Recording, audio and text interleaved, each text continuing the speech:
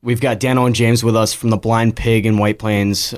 This is really a cocktail bar, kind of the first bar you could really go to in the area that you can actually get a cocktail from, where you're not worrying about how long has the vermouth been sitting out and open, like you would in some places at the end of the day, right? Like, you get a quality cocktail here. Well, welcome, guys. Cheers, thanks, boys. Thanks for having us. James, Dano, you guys have known each other for quite some time now. It's been a while, yeah, probably since I came here anyway. Yeah, how long ago did you meet? 6 years. 6 years, it'll be coming on 7 now, and soon enough. Coming on 7 now, soon enough, yeah. Yeah, 7 years, and that's through a handful of different bars. I mean, I know you guys from Brazen Fox at the end of the day. Yeah. I started because I used to work construction when I came here first, and I actually used to work with his brother. Okay. And then I started working with him in a bar in the Bronx called the Coachman's. Actually, the owner of that place backed us. I mean, so we're co-owners of Blind Pig, so his name is Kirby Mannix. He was lucky enough. I think he believed more in Dano than he did believe in the idea. I mean, that's what they say anyway. They say he did not know what a cocktail was. He still does. Yeah, honestly, I don't think he still does. It's only now he's kind of understanding what we set out to do. Gotcha. But I feel like he got on board because he's seen our work ethic, and he was like, all right, I know whatever the lads are going to do, they're putting their head to, and they're going to do their best at it, and we're trying our best to do what we're trying to do. He sees that. Now, he doesn't understand it, but he sees it, and it's been a good journey from like working in a dive bar, running a dive bar for this guy, to working in White Plains, that's in the Bronx, to working in White Plains in a high-end cocktail bar. So it's definitely it's for all of us been a funny jump, but at the same time, I feel like it was always going to go that way. Like, I knew from when I first worked for Kirby that one day I would definitely be running a bar for him or with him. And me and James spoke about it since we would like obviously work together, and then when he went to the city, came back up and was working on Brazen Fox with us, and once we start hanging out outside of work as well, getting into our routine, we always spoke about the same things. Like, look, we're going to open a bar, this is what we're going to do. So there's always talk of doing something anyway. Yeah. You know what I mean? And then over time, then you're like, why don't you just do a bar? Like, we're both bartenders. Like, we should just do a bar. Yeah, it just makes sense. At one time, we were looking to open a gym. Yeah, it was a gym, and there was a deli. Yeah. And there was there a gas station? No, it wasn't a gas station. A McDonald's drive-thru. That's still a good idea. One time, that's a good still idea. A good you idea. Can't go wrong with a McDonald's. And do you know how much money it costs to open a McDonald's? They say you need $2 million million. in like liquid capital. Yeah. Jesus. It's crazy. Yeah. That's a lot. That's a lot. But you also think McDonald's don't close, whenever one opens up, like, it's there. Exactly, You never see it close, so. Stick in a McDonald's drive-thru and someone's driving through it. I'm telling you that much. People will walk through it. People will walk. I was just going to say go to the Bronx, they're walking through it. They don't got cars. They're still going to the drive-thru. They want a cheeseburger. So you guys have always essentially kind of just been business-minded, and I'm sure that's where this friendship comes together. Maybe you more so than me, but honestly, man, I'm from rural Ireland. Yeah. I mean, there's a sheep over here, and there's a cow over there, and that's it. You know what I mean? None of my family ever had like a business, or none of my very close friends ever had a business. So, actually, we got to give a lot of thanks to Vinny Nanzani. Phil Gasparino, all them boys, like Brian Silverman as well to a certain degree. They were always like... The lads who we met in Brazen. Yeah, man, seriously, changed their life. They were always talking about business big time. And the guys who own Brazen, Declan Rainsford and Rory Dolan, they 100% affected our decisions and which way to go about things, and they showed us a lot of what we do and how we treat our guests, and like they genuinely a lot of our staple points of what we instill in our bar restaurant would be what we learned from them guys. But we're the next generation, and we're out and seeing what's going on, and we're involved in it, and we're doing it. So it's like now I'm sure they're looking at us and they're like, okay, they're using what we gave them, but they're using it differently. Right. But that's what it's all about, because it's the next step. Improving.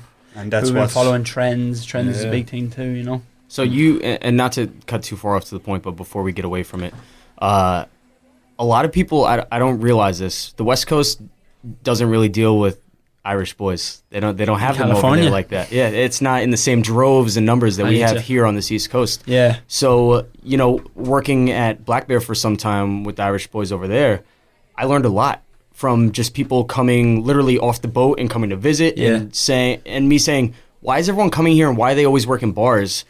And the answer was always like, there's no work at home. Yeah, that's zero. the thing. There's no work in the city. Maybe where he's from, maybe, but where I'm from, zero, man. If I got a job, I'd be lucky to have a job. You know what I mean? And I'd probably be making dirt, and I'd be lucky to be making that. You know what I mean? Yes. Where honestly, where I came from, man, is government housing. You know what I mean? Like, very few people were employed where I left, and I was one of few people who was employed when I went to school and stuff. I always stayed employed because my household just didn't have that kind of funds to not have me employed. But what I will say is, man, that's where you learn to grind. You know, you got to understand, is like, we're Irish guys, we come out here, and ladies as well, we come out here and we haven't had it super easy all the time. Now, I'm not saying we came from third world countries, but there's just not the same opportunities in Ireland. So when we come out here and I'm like, oh wow, people are talking about, I did an 18-hour shift, and I'm like, all right, well, I'll open, close Friday, Saturday and Sunday. Yeah. And that's great. I have no problem doing that. Yeah. And then it's the grind. It's like, you know, like we're used to the grind. Mad. We've been grinding since we came here. America is all about work, and some people in America are all about play. Yeah, and I think that speaks to a good quality too. You know, all the guys that I've worked beside definitely have that work mentality where nobody's bitching about their 9-hour shift, their 8-hour shift.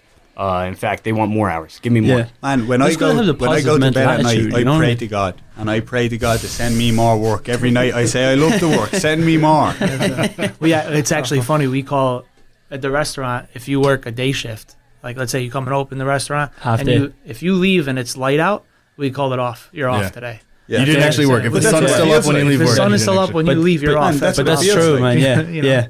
It's crazy. The shifts that I have at the minute, I work Tuesday, right? So I start at 4, which means we're probably in there, you know, after we get the morning done. So it's probably like 2 o'clock, right? But so we're in there from 2, start bartending at 4 until 4 a.m. and have to open the following day. So I'm like, all right, I'm just going to bring a change of clothes, sleep over here. I mean, might as well. I'm saving myself like 2 hours. Yeah. But then you get up the next day and you open, and then you get off at 6. You feel like done the day, and I'm like, all right, I'm off. This is great. Like, I barely even worked today. This is phenomenal. You know? But that's just how it is, really. But it's a lifestyle. Sleep, you know what I mean? It is a lifestyle. It definitely is a lifestyle. Yeah. The industry is a lifestyle, and if you want to make it as a career, you gotta love it. Yeah, you gotta love it for you what gotta be it is. in it 100%. Yeah. But you can, you know, I feel like you can really change your mindset about liking it. Like, one thing I will say is, like, from not having any business perspective or any kind of business, you know, knowledge prior, so you really do have to change your way of thinking. Yeah, you know what I mean, you can't just be like normal, like, employee. You have to, like, think about it like all the time, first of all, and also you have to kind of elevate your thinking. Like, because when we were opening the place, like, there was a lot of things that came up with the building specifically that we weren't aware of. You know, as a first business, and we had we didn't have any knowledge. So, like, these things come up, and you know, one thing goes bad, and you're like, oh shit, like, everything's fucking wrong, the place is coming down. You have to really, like, you be aware that things are going to come up. You have to be able to deal with those. Through them. Yeah, exactly. Like, there's no giving up. Like, you just constantly got to work through everything. Yeah, like, that's what it is. When we found out that we couldn't have gas in the kitchen, and we were told that we had a gas kitchen that was ready to rock. Yeah. When we found out that we couldn't have gas in the kitchen because there's a moratorium on in Westchester. When we found out that, James rang me. I was working down the city. I remember. Junction. I was like, oh, shout out to the junction. Freak now when I tell them it is. I was bartending. I walked outside and he was freaking. And I was like, we had already signed our lease. Like, and I was like, James, like, we can't fucking get you. What are we gonna do? And I was like, oh my god, like, this is the world's coming down on top of us. And then I had to go back in. I'm in Murray Hill, and we have a full bar in here, and I got back in here and put on a smile and started rocking again. But it's just, again, it's just like, that was the first thing that came up. You know, of course there was going to be things that come up. Like, it's normal. And I was going to ask why, because I saw you guys open without the kitchen, and I was going to ask that why. Like, did you want to build the bar first or the kitchen? But now you answered the question. Thank God we did. Yeah, exactly. Honestly, we're very, very lucky in the situation that we're in so far that we can focus on the bar. Yeah. Because if you've done both, you know, the bar, I wouldn't say the bar is a shit show, but it's definitely not running at 100% efficiency. You know what I mean? And then if you had to have both, Now both are slacking So you for would be- double the time. Yeah. It's Okay. like I said, it's not running at 100% efficiency, but every Saturday we go in there, and every single Saturday we make sure that the next Saturday is something is improved. We take one thing from behind our bar every week, and we're like, how can we improve this? Last week we put in a new sink. This week we're putting in 2 more because it's easier to use for us for the cocktails for the dump sinks. Next week we're putting in a wine cooler so that we have our wine stocked and cooled upstairs in a wine cooler. Like every week we definitely make sure to throw back into what it is, because that's what we're here to improve it as much as we can, you know. So if you don't have gas in the kitchen, what's your plans for operating the Electric. kitchen? Electric. Yeah. All electric. Yeah, equipment. electric equipment works just as well. Yeah. Death and but- Co has an electric kitchen, Yeah, everything in their kitchen is electric. all so electric. You know, What type of We food went are you down trying to to do? Death and Co and we were chatting to them guys, and we jumped behind the bar that was in there, and they were nice enough to show us some stuff that they do and how they do it and what way it works. And they have an electric kitchen, and they're putting out food at yeah, really great good, food, yeah, you know. really good It food. really comes down to your chef at Yeah, that yeah. point, I think. And our chef, he's really talented, you know, and he's definitely he's here for the challenge. Like he's excited to take part in it, and that obviously means a lot. But if we had it opened up with food, let me tell you, at one point, me and James were doing the cloping, as they call it, the Yeah. close open, Yep. and Very familiar with that. very familiar, right? with that, Chef. That's No, like- that goes that's out like- to it's our an industry bartender, standard. Justin. Right. Justin taught us that one, the cloping. Cloping, yeah. Right.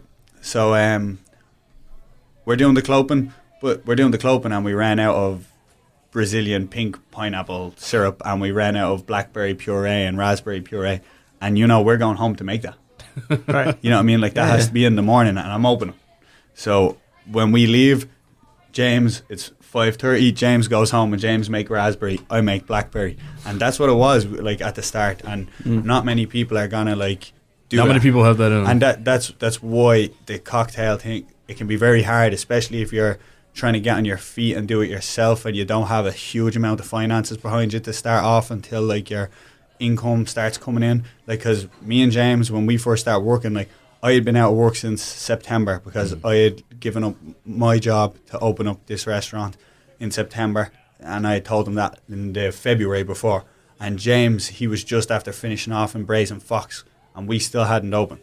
And like all of our finances went into the bar that we had, and like we were both in the red line, you know. So it was it wasn't fun. I'm Like, still you know what I like, mean? I'm The only almost out of it money now. we had, we were after putting in, and then we're up all night. We gotta get back in the next day, and we're trying to get it up and running.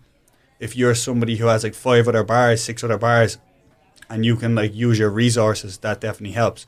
But for the likes of us who come from the industry, who are bartenders, and who are like, look, we're giving it a shot because this is what we like to do, and we didn't have that kind of financial aid, as you will, because obviously we're not that, you know, we're not them guys. Yeah. Yeah. Just like Joe Soaps. Yes, but not having that definitely, that made it a lot harder. But it's not impossible. Like, you know, anybody who works in the industry who really wants to put their head in and do it, the thing about it is,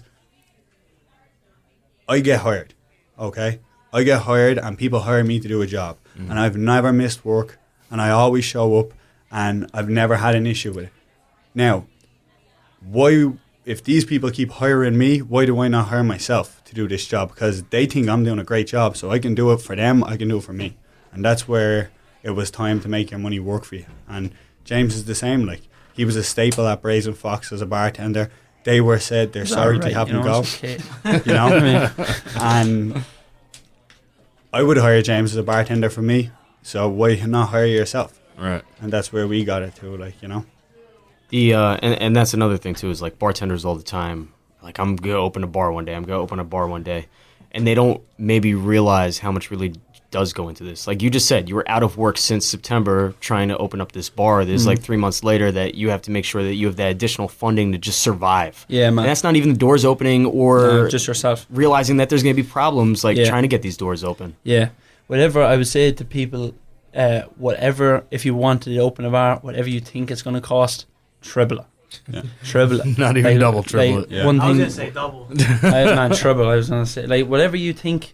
The one thing that I don't think most people know is, let's say you're taking a lease on a building, right? Depending for us, we don't have any prior business history, so we have to give more money up front. So you move into your apartment, have to give 1 month's rent, 1 security. You open a business lease, you have to give 1 month's rent and 6 months security. You know what I mean? Depending if your rent is, let's say, 10 grand, that's 100 grand. Wait, no, it's not. What is it? 60. Sorry, I'm retarded. 60. But you know, 60 G's. Like, that's 60 G's gone. Like, straight away. You know what I mean? Like, before anything else. Yeah, man. It's definitely... I spent my last 300 bucks, and this is legitimately... I spent my last 300 bucks that I had in my bank account on shirts and slacks to wear into the Blind Pig on my first week. That's what I was like, listen, I'm all in now. This is it. Like, you know, I'm dressed to go into work, and let's work and hope for the best. Well, we'll talk about those outfits in a little bit. And you certainly do look like $300 behind the bar. I will say that. But like, circle back before we get like too far into, you know, the opening of Blind Pig too, right? So you're working together. You're deciding that, you know, all right, this guy's got a good head on his shoulder. I've got a good head on my shoulder. Maybe we're looking to potentially open a business. And, you know, you just said too a little bit earlier that you were looking to open various different things before you were like, wait, we're behind the bar. Let's open a bar. At what point did you acknowledge each other's strengths? Like, we're not all great at everything, right? Somebody's better at something than others, and you need that to actually coexist. And I learned a lot from James. A lot, like, from when we start hanging out together. He is way more level-headed than I. And I learned a lot from watching him deal with situations that I see myself not being able to deal with.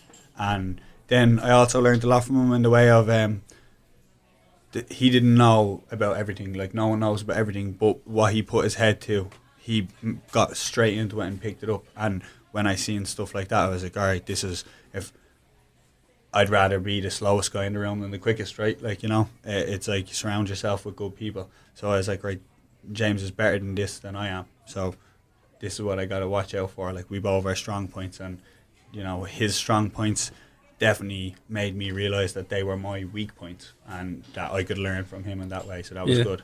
But it goes vice versa also. You know, that's a good point. But I think you're not going to find somebody that's perfect. Oh, this is a perfect business relationship. You know what I mean? But over time, you know, there's one thing that you have to be very aware of, is you have to be very open to criticism. I feel like, you know, from being in a restaurant as well, like, everybody's going to come in and say, oh, you should do this or whatever. You know, and things are not going wrong, and you think things are going not what they should, and you think it might be your idea. Like, I wanted to do something in the restaurant that the boys didn't like, and I really, really wanted it.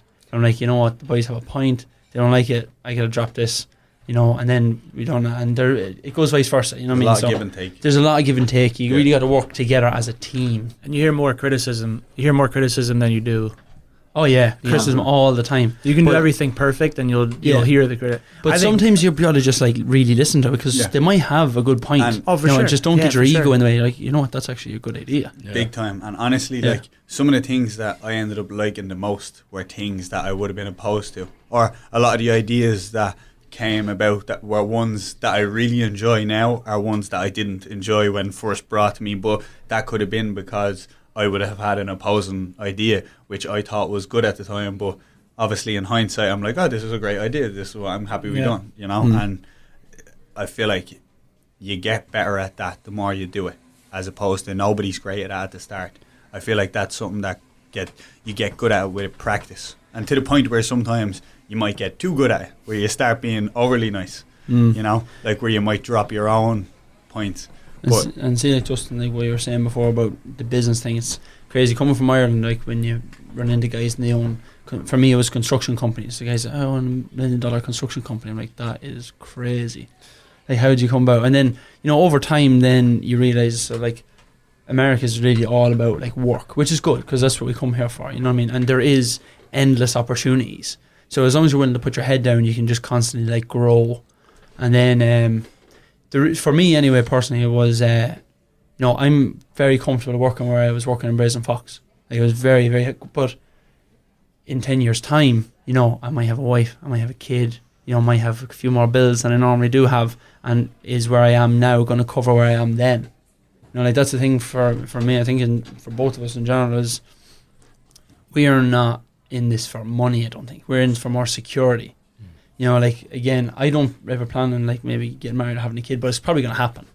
You know, the same for any of us. You know what I mean? But you know, when we're in that situation, I want to be able to look after my wife, my kid, my mother, my father, my sister. My sister's getting married next year. Like, I would like to be in the position where I'm able to like really cover most of her wedding. You know, stuff like that. You know, that's means a lot. You know, so you really just you constantly have to be growing. You can't be stagnant. You have to be working harder all the time, or like grow your assets or something. You know what I mean? Because otherwise you're going to be like, someone said it to me not that long ago, like, you get a new phone every single year. You know what I mean? Like, how often do you improve yourself? Yeah. You know, Brian Matcombe, if he's listening, cheers, lad. That was him. A SWAT team officer in Greenberg. He told me that before. It's good. You know? It's interesting you said that too, because I think it was last episode we were talking about being able to take a step back to go forward. Yeah. Right? And that was something I did, like, when I was bartending before I started I started as a busboy and then take out whatever. Work up, but eventually got to bartending, and then at that point in my life, I was making more than most of my friends were making. But as a bartender, and I knew the same thing. I said, I'm making great money, but I'm kind of capped. Like, this is what I'm gonna make. Yeah, you got to move up again. You know, I'm working 6 days a week. Yeah, busting ass every night. Yeah, I'm making good money, but I'm never gonna go above that. And when I do, at the time I was single, so it didn't matter.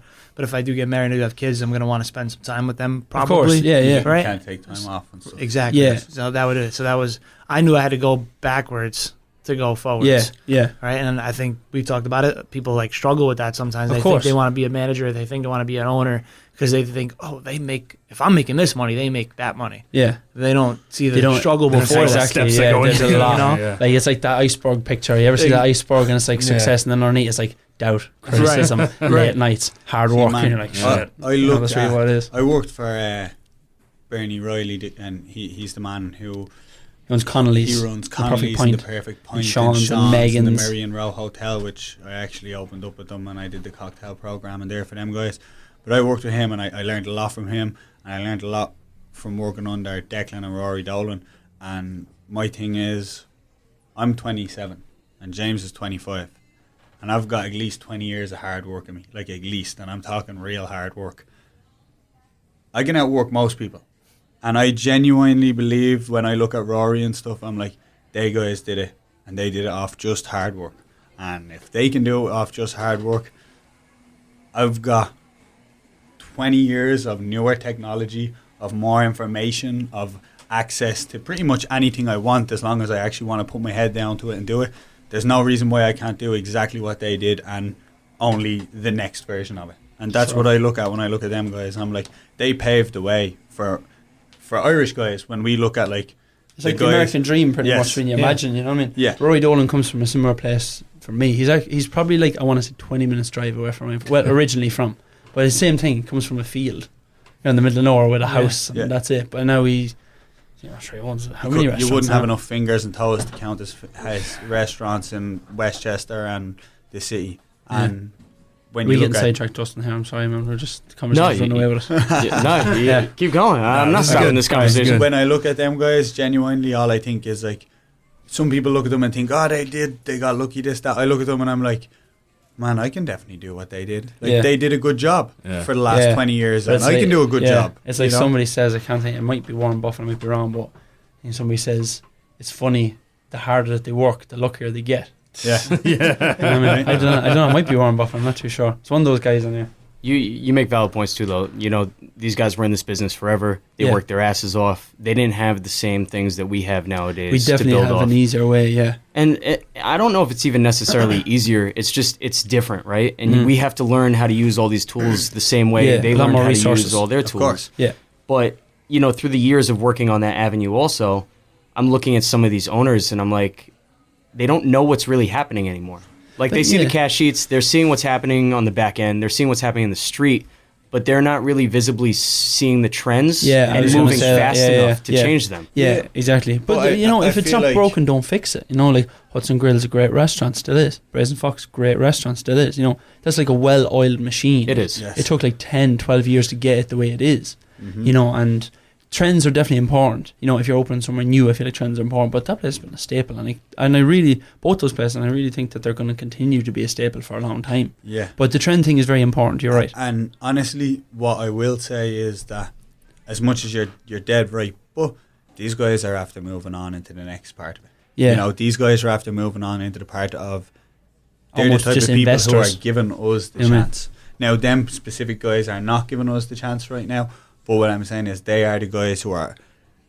And not to take anything away from them, they're No. like, we don't have any bad blood with those guys but at all. they're the guys who are Big coming thanks to to them people all. like me and James now, or yourself, or anyone who they see in the industry, who they see, like they came to Seamus. Seamus is now a partner in Brazen Fox and has been for a while. Yeah, they he was seen definitely something good at in his him, job. People and- loved him. Yeah, and they're the guys now who are basically picking out the people who they look at and say, like, they're good for this industry, and right, they're older, like they've got kids and families, and they're ready to enjoy their time off now. They've done the work, and I feel like they are now looking to the guys like me and James and Vincent Anizetti and Phil Gasparino and the guys who are up and coming and want to open up their own restaurants. They're looking at them and like, these guys have great interest in it.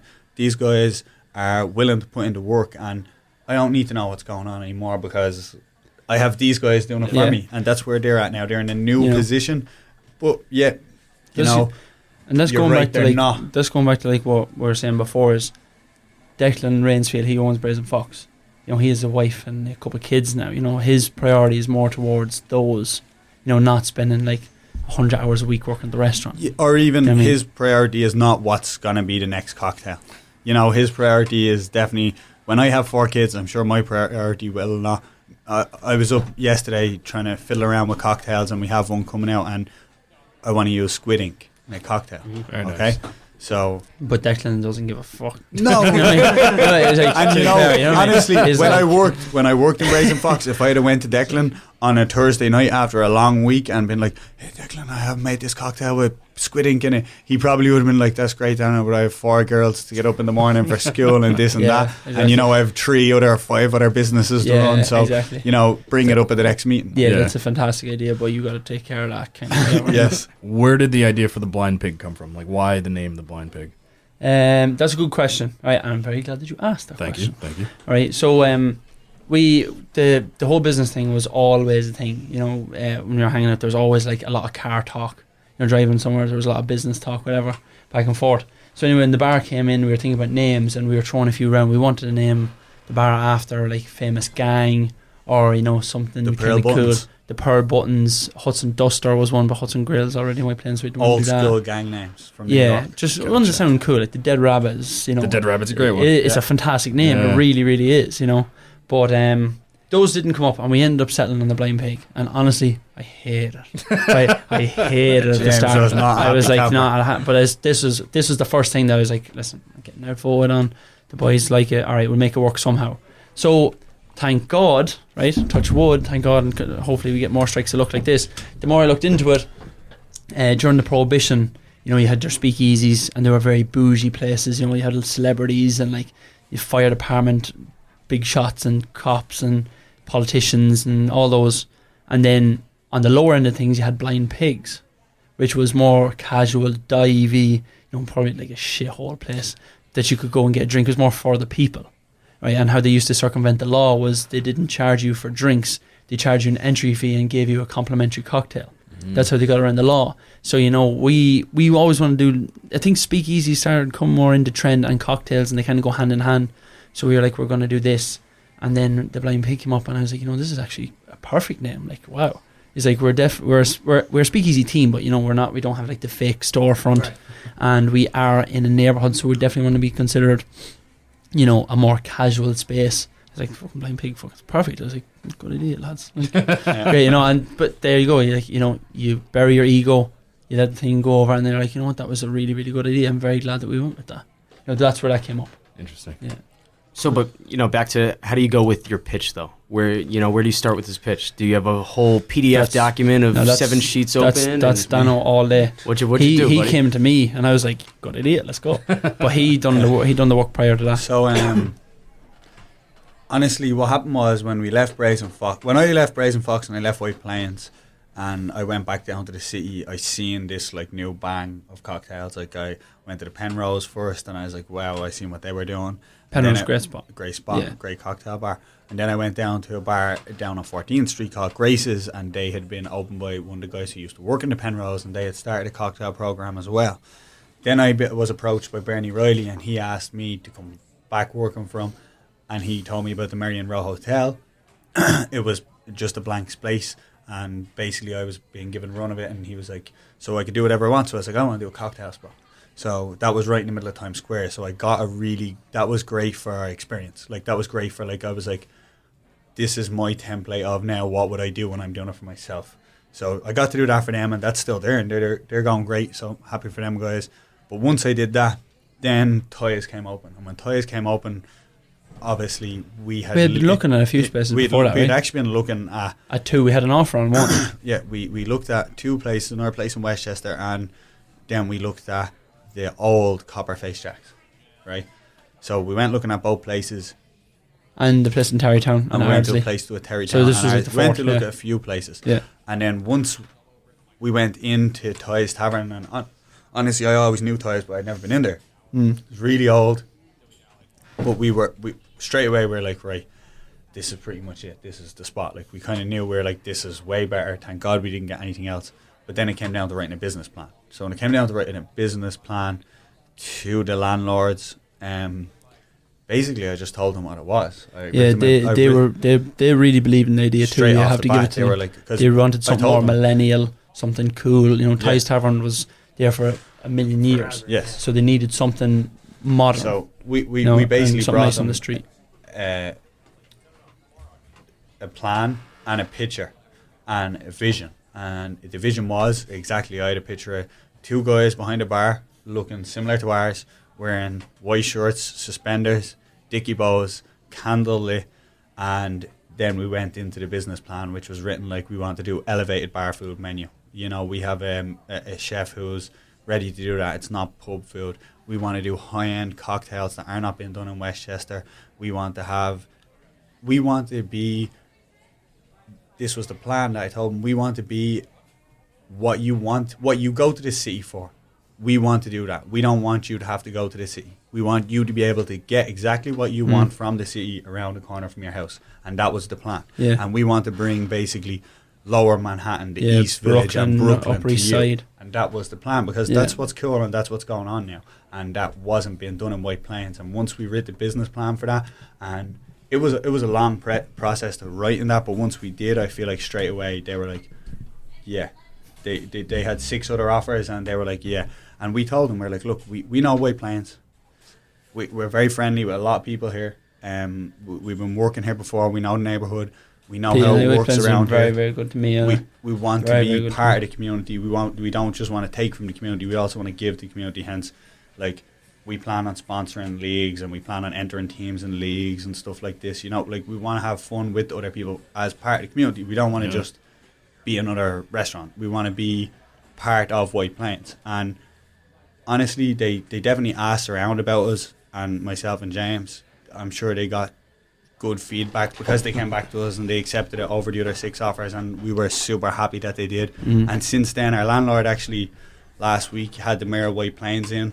For a fundraising event. Yeah, they had a fundraising event for him, and she set that up herself, so we know she believes in the Blind Pig as well, because she's now bringing business to us, which is great because we have some really, really nice people coming in. And we're getting amazing feedback as well. Everybody really we're blessed to be able to say that people really like what we're doing, you know, because it's people like awesome. the idea. Of course, you know what I mean? It's first business. People like the idea, and the fact that we put so much into it, it definitely, hearing back that people are like, you know, we've needed something like this, or this is so refreshing for White Plains. To me, like, that's like music to my ears. I'm like, thank God. Because I mean, it's just in its simplest form, right? Yes. I saw an opportunity to fill a need that was lacking in the area. Yeah, and I was just saying that before. Like, there's not a really good cocktail bar or you know what you said, the way you described it in the area. No. Man, we were actually told not to do it. Everybody. Yeah, we were told cocktails in White Plains, don't do it. People want beer and shots. Everybody tells you not to do it. I think every good idea, somebody said don't do it. You don't want to do it. I like to say, well, my dad told me not to do it. Anything. Yeah, my dad was like, you don't want to do this. Definitely go work for somebody else. That's what he said. But then, you know, it's in the places where like things are really trendy, like Brooklyn, for example, Upper East Side, Astor Place, you know, places local to us, Queens to a certain extent. Like, these are like new places are popping up. There's what's the name of the company that owns Mean Fiddler? What's the name? PMAC Hospitality Group, is it? Yes. So they PMAC, also owned the Haswell Greens, Tanner Smiths, Dutch Freds, all them. all those. So they Great have cocktail have really good cocktail bars. As a matter of fact, shout out quick Frankie. Oh yeah, Frankie Oli helped cheers, us with Frankie. our cocktail menu yeah, first. Big shout out. He's moving. He's gone and he is in Vegas. The at Oli minute. way. Yeah, at Oli way. the Oli way. OLEY way. Yeah. Yeah. So those guys, they're the same. Like just Irish guys. I think one guy from Cavan. I know 2 of them are from Dublin, right? Yes. One guy's from Cavan. Yeah. But anyway, those I actually, guys, funny story. I was barred from all their bars. When I used to drink, I don't drink anymore. But when I used to drink, the Mean Fiddler, I got kicked out of Mean Fiddler so many times. Can't be good all the time, you know. So many times. But I wrote them a letter. You wrote them a letter. I was like, I'm sorry, and I told one of their employees, like I was actually meant to go work for them, and then I went in and I told their employees, I was like, tell the guys I'm super sorry that I'd ever caused inconvenience for them, and it's been a long time since I've drank, and I don't do that anymore. And honestly, then they actually reached out to me, and I got chatting to them, and they were like, thanks so much. Yeah. And they helped me. They were super helpful. Yeah, they were helpful as well. But it's funny because they did, like, at one point they didn't even want me in one of their bars. I was not going to bring it up, but yeah, there was definitely, I feel like, a point when I was working in Black Bear where I was like, yeah, that's a wild boy. Oh, yeah. that's a wild boy. So I can see that. And that helps to have a lot of help from the industry and, fellow barmates come over and be like, yeah, I want to help you open up that place. Like, Irish people, I feel like, do that in general. They're pretty good for that. It's true. A lot of people, they do look out for each other. Yeah, I think there should be more of that at the end of the day. Yeah, I agree. Throughout our industry. And I think there should be industry love. Totally. Sure. There should be industry and love. now you are representing something here now, Dano, too, where there's a lot of sober bartenders, and people are like, how can you be a sober bartender? I get asked that literally every single all the time. day.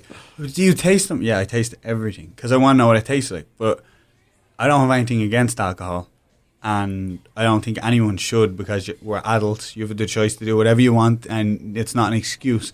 If you behave a certain way when you concern a certain substance, then you need to rethink what substance you decide to take, And for me, alcohol and me, I wasn't able to be the best me when I drank alcohol. So for me, I needed to step it back because I'm very loose. I'm very loose and impulsive. And like, if I'm drunk and I'm looser and more impulsive, it's just crazy. But I learned quick because I got to the bottom of the barrel super quick, I dove in head first. And then it's funny now that I say that. There's so many sober bartenders now that I look in. Like, the more that I think about it, the more bartenders I know. And even the more bartenders who I know who drink very, very small amounts. Right. Even if they're not sober, they don't. Yeah, that'd be me. Yeah. No, I try and... I do it for a couple of reasons. I try not to drink, but if somebody, like, first, if you build a habit of doing it with somebody, then if they don't have a shot with you before they leave, then they feel like you kind of stiff them a little bit or whatever. They just don't feel like they're not getting the same hospitality that they usually would get. And then let's say on a busy Friday or Saturday night, a couple of Dano doesn't drink, but if I'm with a couple of lads, I'll take one shot with the guys when it's just before it starts to get busy, because then they've had their one shot. Right. They're already comfortable. It kind of makes the night a little more fun, and you take the opportunity away from them to take advantage later on because they're like, oh, I already had it. He's down there. I don't want to take advantage. Man, one Christmas I decided it was a good idea to take shots with people at the bar, and I don't do that ever.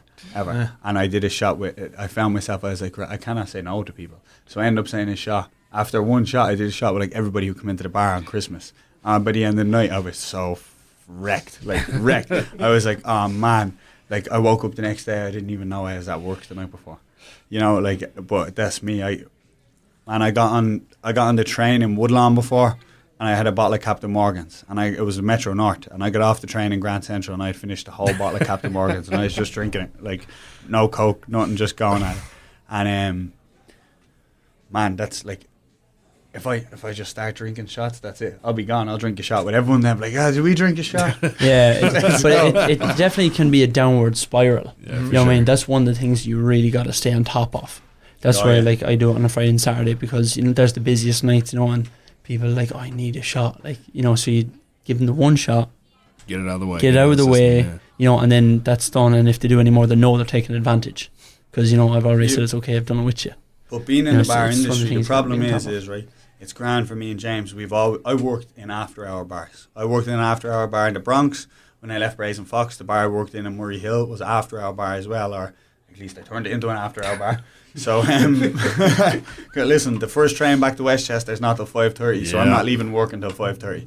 But what I see a lot of is, what definitely stands in a lot of people's way, in my opinion, is that if you're in the business, if you're in our industry, and you finish your shift at 12 o'clock, 1 o'clock, 2 o'clock, and there's bars still open, and you go to a bar, man, you're coming home with half of what you left your bar with. If you got paid, you can easily spend half of that, if not all of it. Yep. Before you even get home. It's not about what you make, it's what you take home. Yep. And that's a serious thing, because it's like, when people forget, it's like, yeah, you might be making money, but you're spending money. If you, that's a big thing with your income. It depends. You can't say your salary is a certain amount, or you can't say you bring home a certain amount. Yeah. If you So look at automatically, Mike Tyson, made millions and millions and millions of dollars and went broke. yes, Always, also made some poor decisions. Well, yeah, of course, but there you go. A Especially couple for poor the decisions, people- that's where it goes. especially for the people. people working in the city. If you're in the industry and you got to get home and you're surrounded by 10 bars before you even get near your house, it's very it's easy tough. to pop into them. And it's like this. Like, when I go into a bar, I'm looking after the bartender. So it's like, right off the bat, you got to look after the bartender, and then it's whatever you drink. So that's a big. You look at that at the end of the year. That's your deposit on your house. I learned that the hard way my first couple of years of bartending. So do we all. And it was that's where it because it goes. was so easy. You're like, yeah, you know what? No big deal. I'm going to spend this money. I'm going to make it tomorrow. Yes. Yeah, It's always coming to you the next day. Exactly. It was too easy to spend. That's what it is. I started working in Brazen Fox when I was 21. 22, sorry. When I was 22, and I thought I was on top of the world. I was working in White Plains, which is a lovely place. I was surrounded by great people. It was super busy on the weekends, and I was 22, and the girls were probably 22. That was great. And then I was making money that I'd never made before as well. And I was like, man, I was a huge idiot. I was the biggest idiot ever. We all are. But 22 was a great year, though. oh, God bless him. fantastic. God bless America. Fantastic, great year. 5 inches. What a time to be alive. What happened to me once? It was a real rude awakening almost. I was coming home from work one day, and it must have been 5 a.m. And I was parking my car, and there's an old Irish guy sitting on the stairs or the steps outside of his house. He's probably had a few bottles or whatever, so he was. If I'm being the typical old Irish guy, as he started to reverse, he's waving me back. He's like, "Come on, you've another foot, 6 inches, 3 inches, whatever." So anyway, I get out and I stop and I talk to him for a few minutes. I'm like, "What's going on? Thanks very much." And he asked me where I was coming from. I told him I was bartending, and he's like, "Take my advice, save your money." And I was like, "Yeah, I'm pretty good at putting stuff away." He's like, "No, save your money." He's like, "I made millions." Right, he's like, "I bartended for a long time." He's like, "And I drank and gambled. And now, I'm still working." And I was looking at him, man, this guy was 80. Yeah, man. And I was I said it to him, I was like, "Man, you should be retired."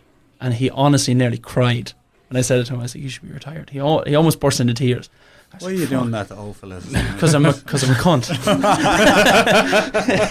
But it was really rude awakening. I'm like, shit, that's He's not wrong. The quick cash is, it's great, but you definitely have to have a long-term plan, because if you're keep living like that, you ever see people living week to week, the bartender can live day to day. You know what I mean? So you just can have a good day. You can have a really fucking good day. Have a good day. Sometimes you have a good 2 days. Yeah. You know what I mean? But anyway, the industry's been great to us.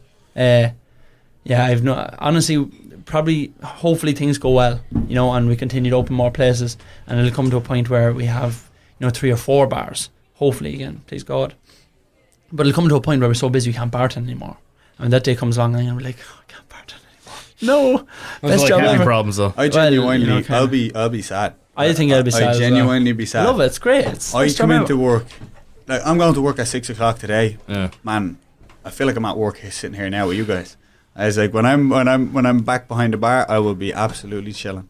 That's my happy place. As in, we just sitting shooting the shit with you guys. This is our job pretty much. Yeah, I'm working right now. The only thing is I'm not making cocktails. Yeah. Yeah. I mean, you could You could have brought some if you wanted. And honestly, I was just thinking that a few minutes ago. I seen your nice lamp, and I was like, you know what? I should have brought something for these guys. He's like, if he was ever nice enough to have us back, lads, I'll have something. If you ever have us for back, we'll bring cocktails. I promise. We came straight from training jiu-jitsu. Yeah. So where do you guys train? East Coast United. Yeah. Nice. Ferris Avenue. One of my chefs in the city, he trains at Radical MMA. Nice one. Yeah, sweet.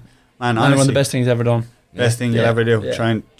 Deciding to train jiu-jitsu will make you. This is really going to turn into a Joe Rogan podcast show really quick. You're talking about jiu-jitsu now. I'm telling you.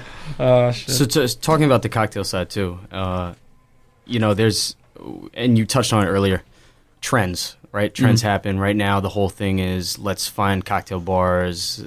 It's not a speakeasy, but it has that atmosphere and it has that vibe to it, right? Yeah. Trends are great. They continue drinks in a direction that lasts for a long time. And then we've got fads. We've got things that just show up overnight and then disappear pretty quickly too. Yoda cocktail. Yoda baby cocktail. Exactly. Someone tried to get me to make that, and I'm like, I am not putting my effort into making this for 2 weeks. That's going to be Star Wars. Yes. And I'm glad it didn't happen. But, current fad that we have too is the gun that produces the little smoke cloud that sits on top. The bubble, yeah. To me, nothing looks worse on a bar top than this mechanical device that makes a little noise as it's pumping out its little cloud. Exactly. And honestly, it's really just like a garnish almost. You're just doing it there and you pop it, and apparently it doesn't even give like a smell, it just gives like a look. One thing that we learned from the Dead Rabbit, which I really liked, was if the garnish doesn't have a reason to be there, you don't need it. Why is it there? Yeah. Sustainability. Yes. Yeah, exactly. Like a lot of garnishes, if it doesn't like a bring nice an aroma element to the cocktail, then there's it's a big just thing for show. There's a big thing in Death and Co as well. Yeah. If the garnish isn't practical and functional, it shouldn't be there. Like it's just whatever. Yeah. And honestly, the trends, right? I love the trends because we follow the trends, which we do big time because obviously there's a lot of people in this industry who we looked up to. We asked a lot of people for help. We don't by any means shout out and say like, oh, we're the dog's bollocks on the top of the food chain, because we're not. But we look up to the guys who are, and we learn from them every day. And what I will say is, you only follow trends until you start setting them. And that's what we're at now is we're going to continue to follow the trends and improve on the trends until it gets to a point where it's like we're going to improve on them and we're going to make the trends. Because we decided this week we were going to bring out a classic cocktail menu. And we didn't decide to bring that out so that we can...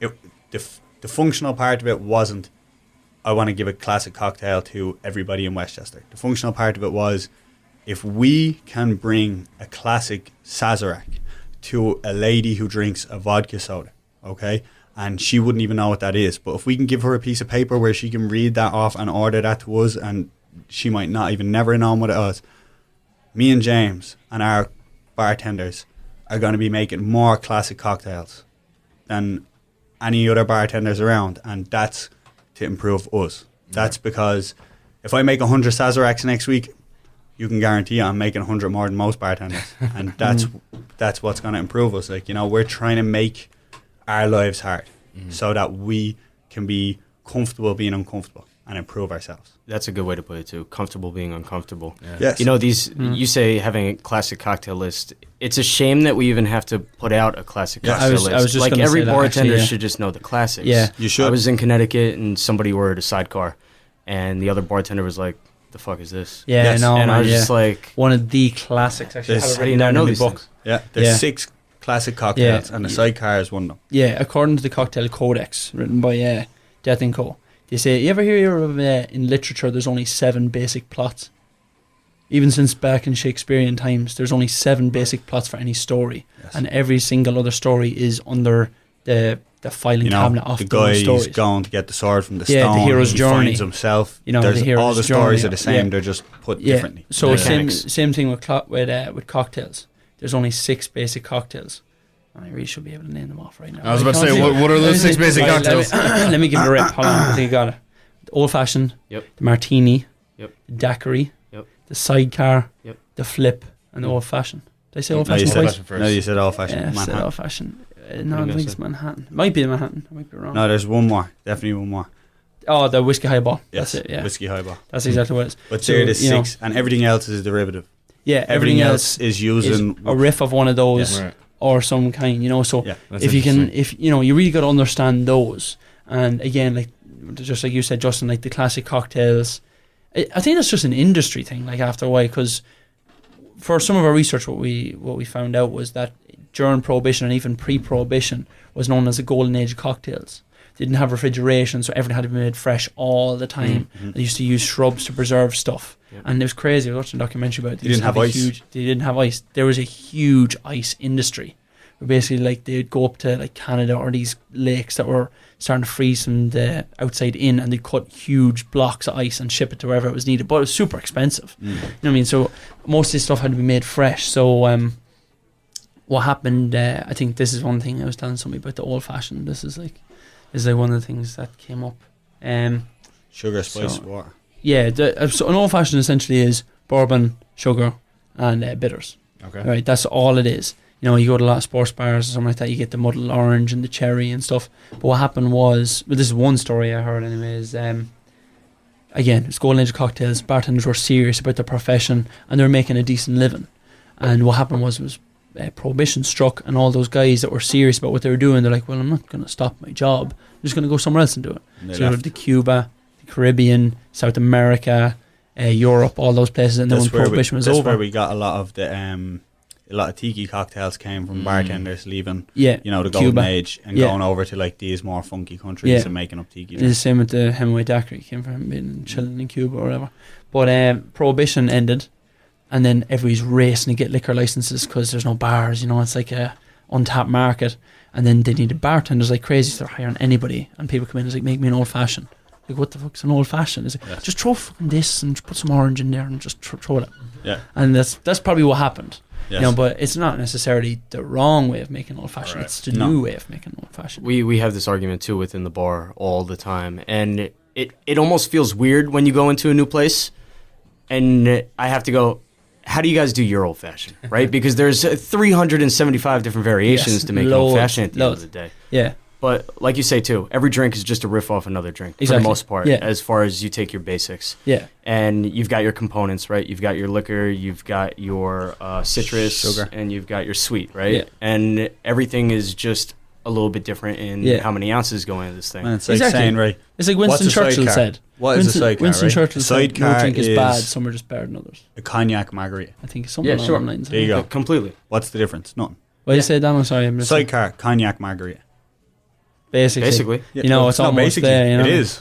Yeah, it's instead It is. of it's But- and- cognac, and- sugar, and fucking Orange contra liqueur, or lemon. yeah. Contra. It's a It's sidecar. what's Yeah. sidecar, But this I is can't what think about it right now. like people forget, that it's like if you look at these enough, you will see the same recipes in most cocktails. Yeah, there's a Besides- formula and a structure for Yes. filling stuff. And once you yeah. master that formula, you could really Yeah. take it in your own hands Yeah. to be making drinks that actually Exactly. work. You have an idea. When it happens to us a lot. I would say a couple of times a shift, and people come in, they're like, "Make me something." Yeah, I was like, "All right, give me something to go by." I was like, "I like everything." I was like, "All right." I like Do you everything. like gin? It's like, no. No, All right. yeah, Do you don't like everything. bourbon? It's like, yeah, okay, now we got somewhere to go. And then you pretty much just make a balanced Ready. cocktail, man. And if it's well balanced, people are like, oh, this is fucking bomb. Yeah. Like one of my friends came in, actually, his name is Doug Sentry, very, very published writer. He was nice enough to give us a lot of books that we're going to be using as decoration. We're also going to be using them a little more practically. Well, you'll see it in the future. But he comes in, he's a big vodka drinker. He's like, yo, make me anything. And before that, I had made somebody just a whiskey sour, just a regular old-fashioned whiskey sour. I mean, he's like, yo, what's that? I was like, it's a whiskey sour. Would you like to try? He's like, I don't really like whiskey. He's like, try it. So I made it for him, and he was like, yo, this is fucking delicious. I was like, wow, thank God. Phew. Yes. Shit. and he should be able to get that anywhere. That shouldn't Yeah. be something that you have to come Yeah. to like a high-end cocktail bar to get. You should be able to get that just about anywhere. Yeah. But the thing is It's volume, I think, affects that. the volume affects Yeah. it a lot. And honestly, that's one way that our bar would not work if me and James. Now, that's not to say our other bartenders wouldn't do it, because they would. They're great. But if we weren't leading the way, shown by example, right? If we didn't jig every single drink ourselves and we didn't measure every cocktail ourselves Quality and control. hold ourselves to Yeah. them Stuff would standards, the start to people slack a working with little us bit. wouldn't They wouldn't do either. it. And honestly, unless you're doing them things, then it's very, very people forget. It's like you can make, if every one of us here made a Cosmopolitan, it would be different. Absolutely. Okay, if every one of us made a Cosmopolitan with a jigger and made it to the recipe of a Cosmopolitan, it would be The same very every single close time. to Yeah. being Right. the exact same. Yeah, And that's a good point you bring up. Actually, You about, cannot, like, you about- cannot do that. That's a good point he brings up. Sorry, brother, go ahead. No, go ahead. No, please. Go It's ahead. it's my biggest struggle because when we opened the bar, I didn't start that way. Yes, Right, I opened the bar and be hard to get it And back. now your consistency is all over and the place. It's right? all over the place. Yeah. I mean, we're getting it. I'm Yeah. Yes. ringing it back in. Yeah, a This couple, is like of, 5 couple years of ago. meetings you'll have it down. But And, like, and also, yeah. it's not, if you're not making Right. Hemingway daiquiris, then it's not going to be your biggest issue, upset. If you're banging out 20 vodka sodas like Brazen Fox is, you know, when I was working at Brazen Fox, give me 3 Jack and Cokes, give me 4 margaritas, give me 5 vodka sodas. And it's not so much of a problem if I'm a half ounce off, but if I'm making you a sidecar and I have a half ounce too much lime, Yeah. your Yeah. sidecar is going to take less Lemon, ass. Yeah, Yeah. lemon. And then all of a sudden the money's different too. That's it. Yeah, exactly. That was the money biggest- is a different thing. the That's a biggest- complete one. The biggest stigma I battled with was getting our bartenders, like, they had this idea that if I'm sorry. I'm shot. Control. They- Sorry, lads. they had this Go idea ahead. that if we used a jigger, it looked bad or something. I think that's like an old way of looking at People it. think it looks bad, but what? I think it looks good. What people Yeah, it was professional. You right, know? it looks bad to people through different eyes. If you're looking at it like, oh, they're measuring it, so they're checking that I'm getting a Right. certain amount. I'd say that they're not over-pouring you. what people forget is most bars are not pouring. First off, if they are pouring, right, they're not pouring 2 ounce pours. And if you get a jiggered 2 ounce pour, that's more than you're probably getting off most people. If you get a double, that's 4 ounces. That's crazy. That would be a lot. Yeah. But the jigger, honestly, for me, it actually makes sure that the guest gets What they're paying exactly for. what they're paying for and And not they getting get it, short. and they get it every time. Man, people think Consistency they is come in key, and have you know. 4 cocktails in our bar and they're bomb. Bomb. Oh, yeah, of 3. course. 3 and they're It's well true, underway. right. If you're a lady and you have Yeah. 3 cocktails, you're going to feel that Yeah, because even- there's even at some least dudes, 3 man. ounces of liquor in each of our cocktails. You know, some of them are a little bit heavier. Some of them, actually all of them are 3 ounces. So it's like, this is what people forget. They're like, I'm jiggering this is liquor. Like, I know what this is going to do to you. I'm measuring this so it's going to do the right amount. Right. I don't want you to drink come in this my one warm drink and be breath. fucked. I want you to feel nice. And after you want them drink to this enjoy. tasty You want them to be able to beverage. enjoy Exactly. the Yeah, cocktails. yeah. Then you want them to be able to have another beverage. Exactly. Exactly. Yeah. And that's what's. But they want to have yeah. another as well. You know, I no know, one they wants have to come in and have yeah. one drink and be Right. fucked for the rest of the day. Yeah, that's ruins you have to go Yeah. home and take a nap really quick. You know. Yeah. Well, we were talking about base recipes and seeing all the recipes the same. You mentioned something I haven't seen a lot of, and that was the squid ink that you were playing with. Mm. Yeah. So where did that end up? What was the recipe that ended up Man. with the squid ink? That's I'm not gonna. because I'm I'm not intrigued. gonna. I'm Yeah, not gonna good go into man. the recipe yet because Yeah. this is gonna. so It's it still, didn't- no, it's we're not still out trial yet. and error. It's still trial and error right It's now. trial and error. I have a set idea. We switch out every 2 weeks. We pretty much boost up our cocktail menu. So we've got 4 new ones that probably will be on. I would hope by the end of the week, right? Probably by tomorrow's Monday. Today's Friday. Shit. Yeah, it'll be probably It'll by be Monday. Monday. Probably by Monday. It'll be Monday. But we Yeah. have 4 new ones coming on. Each of them with cool names because we like to play with the names. Yeah, the names are very important. We love the names. The one with squid ink, I'm going to call it Mr. Grey. 50 Shades of Grey. You know, the girls are going to love it. But it's got mezcal. So it's going to be a smoky drink and it's going to be dark. And that's all I'm going to say about that one. You just brought up another valid point too, right? Like, so often I'm a guy, I want to work in a bar. A lot of places are just like, we need girls. We don't want guys behind the bar. We need to get some girls in here because that's how we're going to get business in here from all these guys. Yes. And you know, I think Brazen's one of those places too that was always kind of a little bit more guy heavy at the end of the Yeah, day. definitely it is. more guy And heavy. Big I time. always Yeah. noticed that. I don't know. I honestly don't know if that's what they intended on doing. I think maybe they just had a hard time finding like good girl bartenders because the girls that they hired are Were good. phenomenal, really Yes. good. Jules and Edel were Jules, bomb. Edel, Then- Noel there, the minute Lynetta, they're really, Yeah. really strong. And then you had Lindsay who worked Lindsay's- up from yeah. working on the floor. Yeah. And she spent a long time working Yeah. in Brazen up into working Yeah. in the bar. They're strong bartenders, you know. They what I mean? are. And honestly, in my 4 years there, I don't think I seen many girls come in looking for bartending positions. You know what I mean? The thing I is think so. most girls who come in looking for a bartending position in my opinion, now not all, I know some great career bartenders who are girls, and the ones who are career bartenders are girls. Me and James had a conversation about this when we were in the city 2 days ago.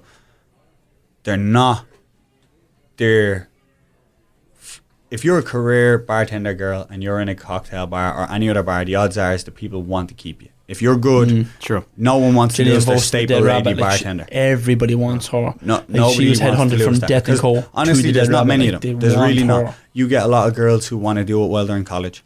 You get a lot of girls who want to do it on the side while they're in school. You get a lot of girls I think that's who... just the industry in general. People don't take it serious. They're like, I'm just doing this till I finish college. You get like a girl who knows, like, right, I'm going to get tipped because guys are going to come into the bar, and she's like, I'm not going to have to work too hard because obviously...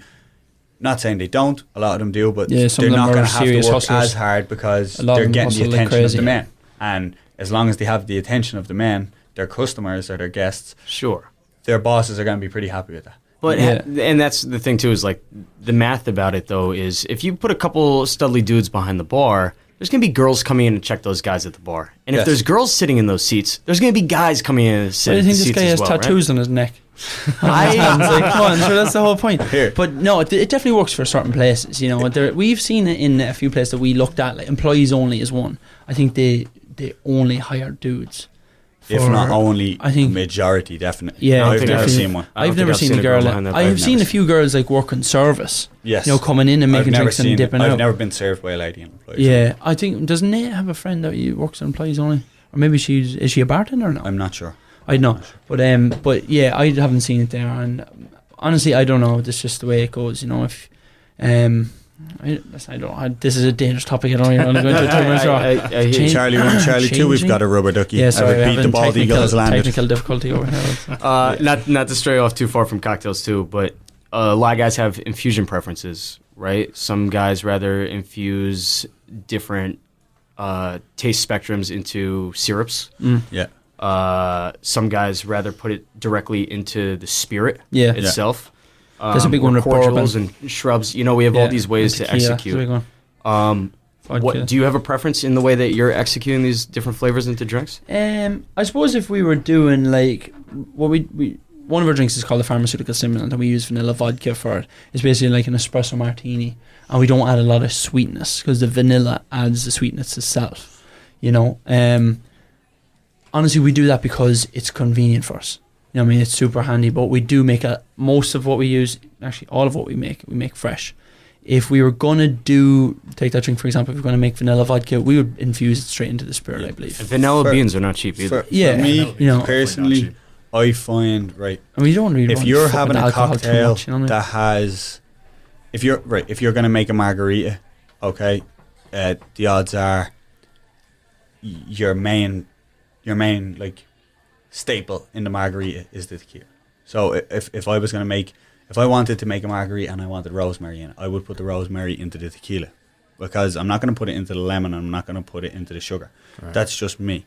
If I was making an old fashioned and the staple point in the old fashioned is the bourbon or a Manhattan and it's the rye, I would rather infuse the liquor in a cocktail like that as opposed to, all right, if I'm making a tiki drink, why am I gonna infuse the rum with that? I'm putting loads of different, like, that's just me. I feel like if the fourth most thing in your cocktail is the liquor, I would infuse the liquor. It's not.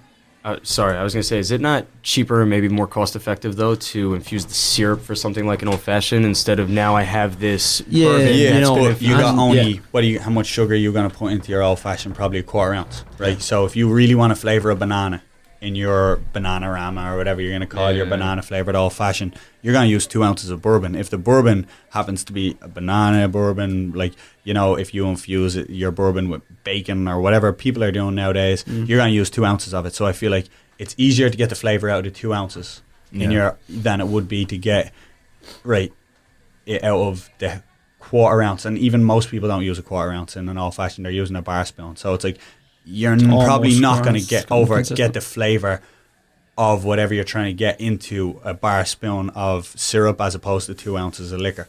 That's my take on it, and I honestly haven't spoke to anyone. It's a good question. I haven't spoken to any other bartenders. I remember you brought this. You asked that's me this. My view. I think you brought it up last time you were in the pig, Justin. You were saying the jalapenos are very, very inconsistent. Yeah. You know what I mean? They are. Yeah, so well, that's one thing, you know. And if we were making syrups, like all our syrups we make, you know what I mean, all the purees we make, and we make one huge batch, you know, and whatever we don't use at that time, we freeze to keep fresh, but we burn through whatever we have, and then, you know, we want things have to be fresh. That's the only way about it.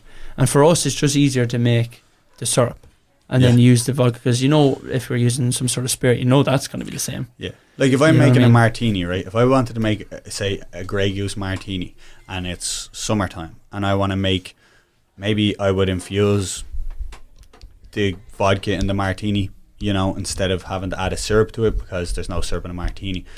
But if I'm making a cocktail, personally, I'm probably going to use a syrup. But if I'm making like a martini or an old fashioned or a Manhattan or something like that, I would rather try and infuse the liquor. That's just me. Or a Negroni. A Negroni is basically all liquor, like, you know. So it's just down to it. That's me personally, and that's where my mind goes to it with the when I'm playing with things like that. Are you guys utilizing ISI at all? Acai, like the berries? Yeah. No. No, like the whipped cream canister that has the nitrogen in it for quick infusions. No. We haven't. And honestly, it's not to say it's something we won't ever look at. Yeah.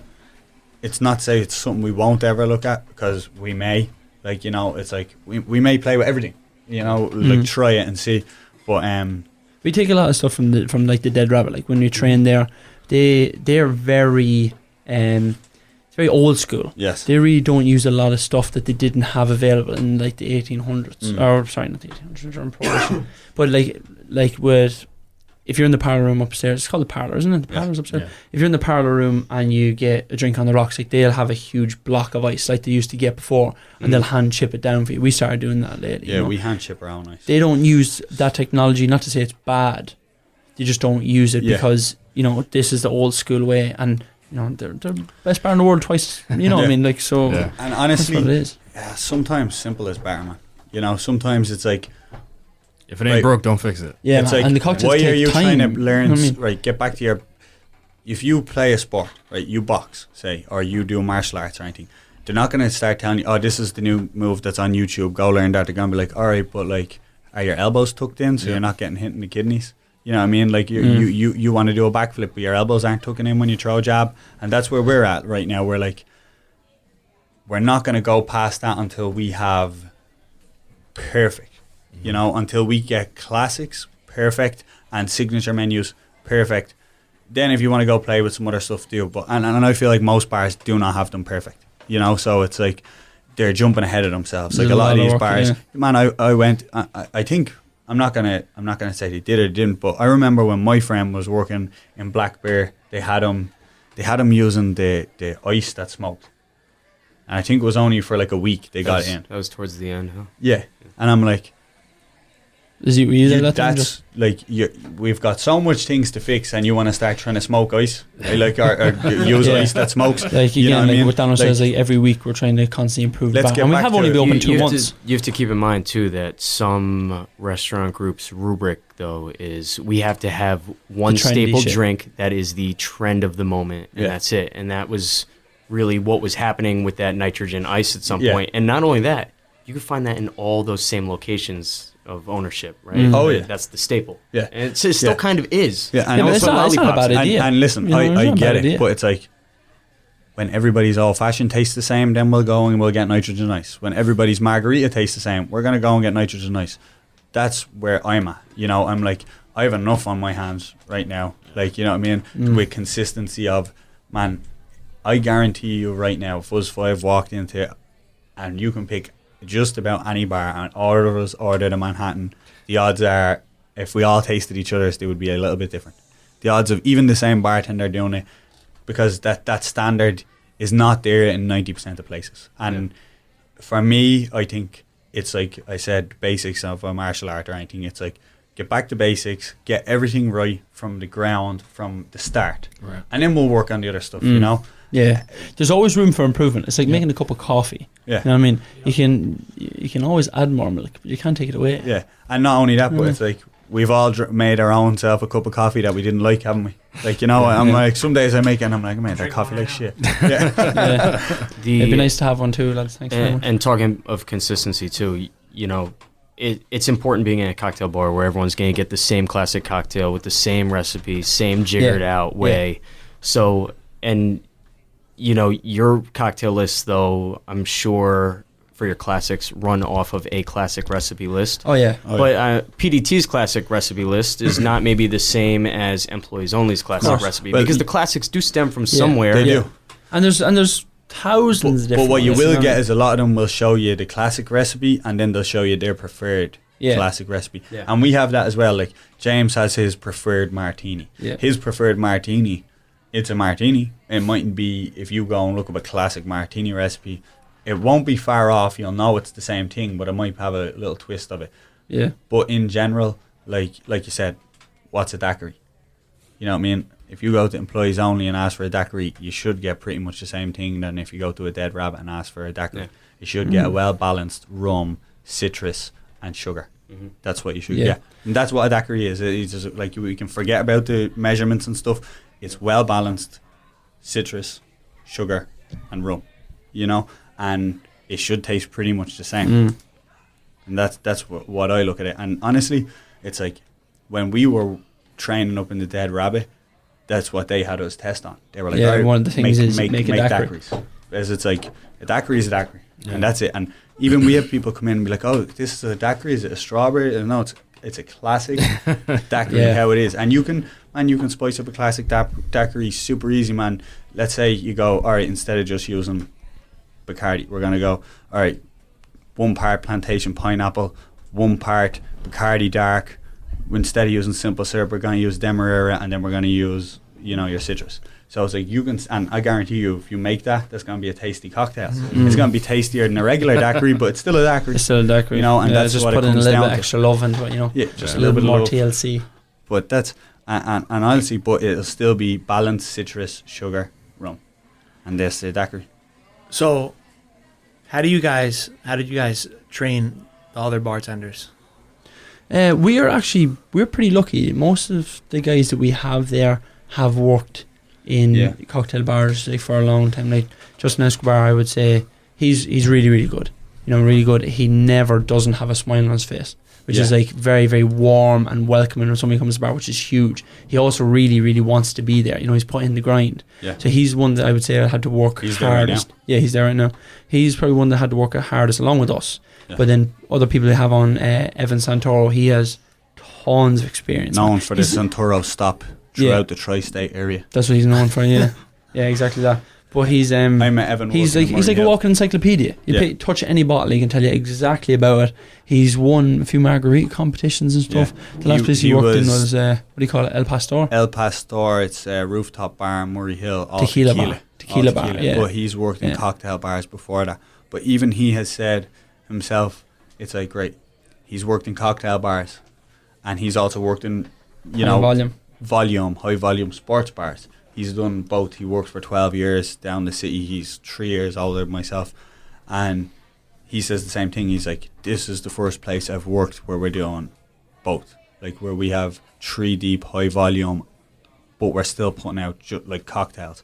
And honestly, that's been a huge challenge. We had to change our bar concept because like we weren't expecting it to be that way. We had to get some custom made equipment. Yeah. Like we had to get stuff like specifically made. Or like this isn't working. Yeah. Research. I was like, can you get one? No. I was like, all right, we gotta get this thing made. Like, gotta go to Steel Fabric here. We have more equipment coming at the minute.